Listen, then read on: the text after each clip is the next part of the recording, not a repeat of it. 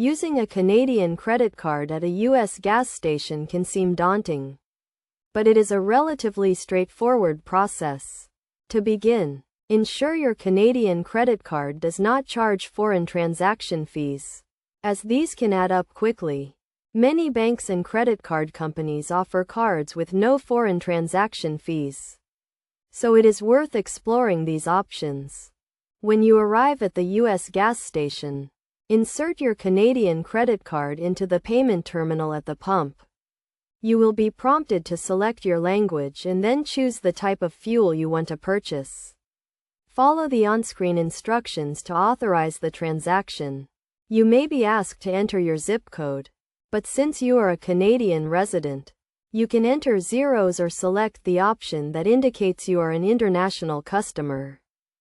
Some U.S. gas stations may require you to go inside to prepay for your gas, especially if you are using a foreign credit card. In this case, let the attendant know how much gas you would like to purchase and they will process the transaction. You will then pump your gas and the transaction will be completed.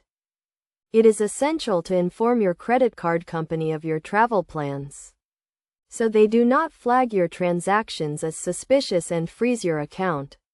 You should also make sure you have sufficient funds in your account to cover the cost of the gas, as well as any additional fees that may be associated with the transaction.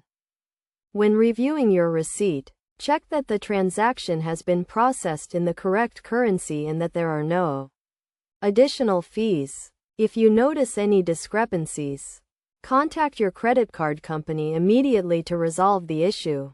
To avoid any potential issues, consider using a credit card with no foreign transaction fees and inform your credit card company of your travel plans. By following these steps, you can easily use your Canadian credit card at a U.S. gas station and avoid any unnecessary complications. Always review your receipt carefully and contact your credit card company if you have any concerns.